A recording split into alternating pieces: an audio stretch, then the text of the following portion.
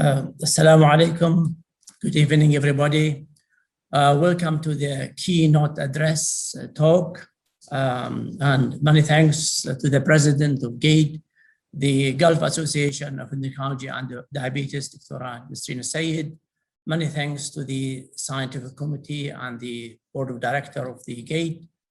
And I'm sure over the coming 3 days, you're going to enjoy a rich scientific learning, and welcome to the first talk. Our speaker today is Professor Jay Schuyler. He is a professor of medicine, pediatric and psychology at the University of Miami. Professor Schuyler is currently the professor of medicine, pediatric and psychology in the Division of Endocrinology and Diabetes and Metabolism, Department of Medicine, University of Miami, Miller School of Medicine in Florida. He served as a director of that division from the year 2000 to the year 2004. He is the deputy director of the clinical research and academic programs at the Diabetes Research Institute, University of Miami. He is also adjunct professor of pediatrics at Barbara Davis Center, Childhood Diabetes, University of Colorado at Denver. For 22 years, from the year 1993 to the year 2015, he was a study chairman for the NIH Diabetes Prevention Trial for Type 1 Diabetes, and his successor, the Type 1 Trial Net, an international network conducting clinical trials to interdict Type 1 diabetes. Professor Schuyler is currently the chair of the Strategy Advisory Group, a European consortium of academic and industry group developing innovative approaches towards understanding and arresting Type 1 diabetes.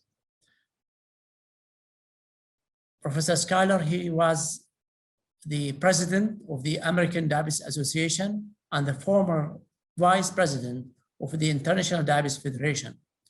He was the founding editor-in-chief for the Diabetes Care Journal, the clinical research journal of the American Diabetes Association. Welcome, Professor Schuyler, and the talk today going to focus on the update on the cardiovascular outcome trials for type 2 diabetes. The floor is yours. Thank you. What I'm going to do is give an update on the recent outcome trials for type 2 diabetes. And we'll start with showing you my disclosures. And there are a lot of them. The first group of drugs that were submitted for outcome trials were the DPP4s. And there are 4 DPP4s that have been studied: alogliptin, saxagliptin, sitagliptin, and linagliptin, and in 5 studies. And what you can see here is that if one looks at MACE, which is the primary endpoint for most studies, that's myocardial infarction, stroke, or cardiovascular death, you can see that for virtually all of them, it's just around unity: 0.96, 1.0, 0.99, 1.02, 0.98. No impact on MACE and no real impact on heart failure. Suggestion of perhaps a slight increase with saxagliptin and in the Carolina study, but nothing consistent. What about SGLTs? They've been more exciting. This is a meta-analysis of the first 5 SGLT2 studies that were done looking at cardiovascular outcomes. So this is their effect on MACE, which is, as I said, cardiovascular death, non-fatal MI, non-fatal stroke. And what one sees is that there is a treatment benefit that is seen in at least 3 and nearly 4 of them. And certainly if one looks at the pooled estimate, it's 0.90. This was a meta-analysis published in 2021. Subsequently, the SCORED study was included using sotagliflozin, an SGLT1, and that contributed to that. And here the overall MACE benefit then drops to 0.88. If we go back to the original meta-analysis and we look at the breakdown of MACE by whether or not there was previous evidence of cardiovascular disease, you can see that there is a reduction in that case. But if there's no previous cardiovascular disease, it does not reach statistical significance.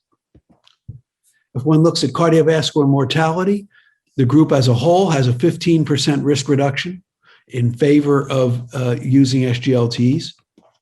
And if one looks at hospitalization for heart failure, I'll get into that a bit later when we have some specific heart failure studies to examine. But here you can see a 32% reduction in heart failure uniformly seen across all of these original 5 MACE studies, looking at these 5 cardiovascular outcome studies when one looks at hospitalization for heart failure.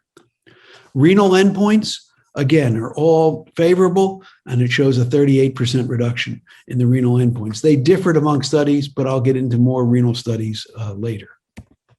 What about GLP-1 receptor agonists? Well, there's a new one that was reported this year, and I'll go into that one in detail, and then I'll look at a summary of all of them. But the one this year was Amplitude O using FPEG-glenitide. And the primary outcome, again, CV death, non-fatal MI, non-fatal stroke. And what one sees is a 27% risk reduction. The hazard ratio is 0.73, which is statistically significant in reduction of risk with the use of the GLP-1. Here we look at MACE, coronary revascularization, or unstable angina, a secondary outcome. And again, a 21% risk reduction. The hazard ratio is 0.79. And again, this is statistically significant. If one goes to another secondary outcome, the composite of kidney outcome, new or worsening nephropathy, 32% risk reduction, statistically significant. And if one looks at MACE or non-CVD death, one gets a 27% risk reduction, which is statistically significant.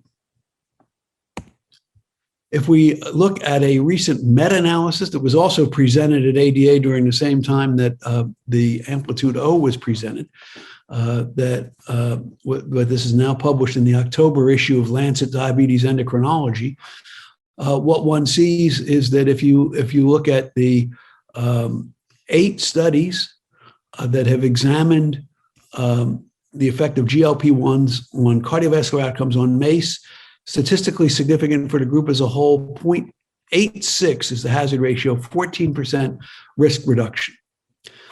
That was seen in most, but not all of the studies. The big exception up here is Alexa, which had no effect at all, not even a suggestion of one. The reason for that is that they enrolled people who were just recently admitted to the hospital for acute coronary syndrome, and they have a high likelihood of another event coming up during the period of follow-up. So when we look at the meta-analysis and you compare MACE with or without Alexa, here is the main analysis of this study. And if you drop Alexa, you see that there's an improvement in the differential, but one maintains the beneficial effect for CV death, MI, stroke, and total MACE. This was a previous meta-analysis before Amplitude O, so showing that it's the same basic thing. And if one looks here at other outcomes, all-cause mortality,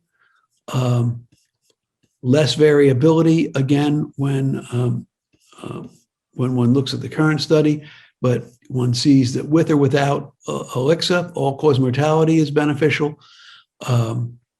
Incidence of hospitalization for heart failure is better. The renal composite is better, and the worsening of renal function by GFR is better. So there's complete benefit from the GLP-1 receptor agonists. What about trials in chronic kidney disease per se?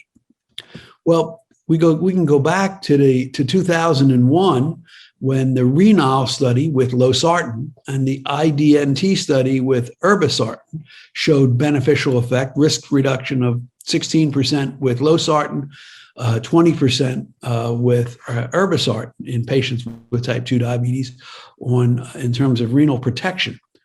It's on top of that that the new studies have been done, because they've generally all enrolled people who are on maximum doses of ACEs or ARBs. And here you can see the Credence study, the first one reported in 2019. This used canagliflozin, and the primary endpoint was either the development of end-stage kidney disease, the doubling of serum creatinine, or renal death. And you can see there's a 34% risk reduction. Hazard ratio is 0.66. Dramatic improvement.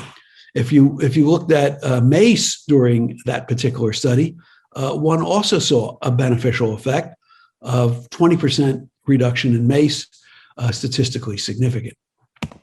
If one looked at cardiovascular death or hospitalization for heart failure, again, 31% risk reduction. Hazard ratio is 0.69 and statistically significant.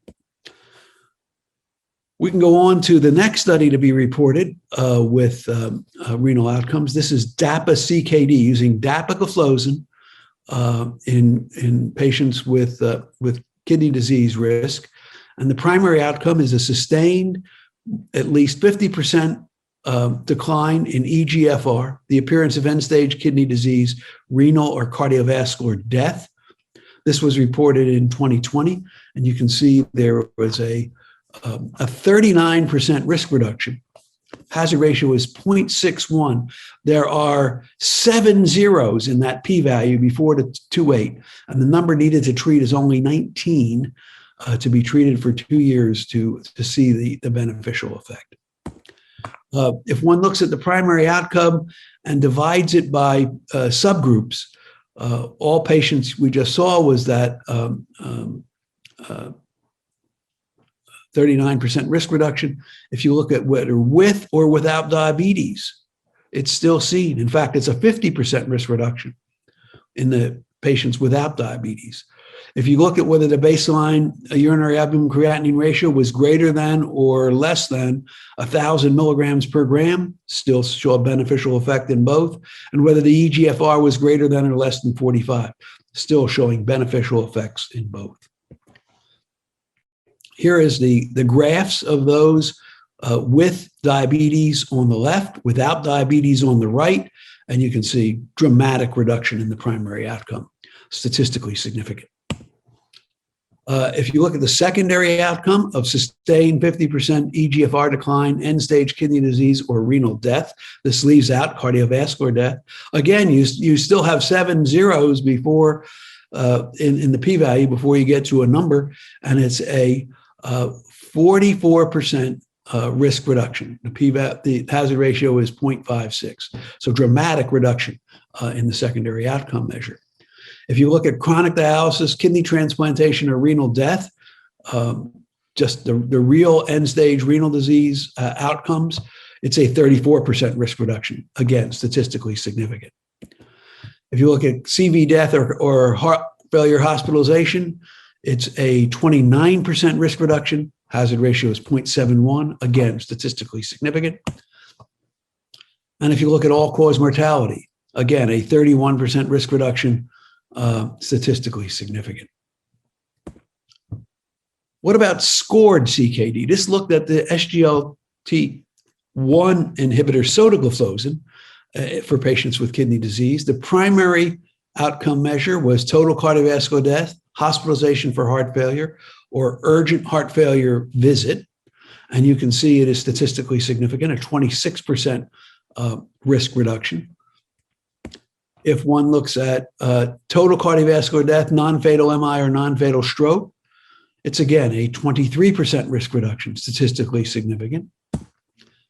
And if one then adds this to the total,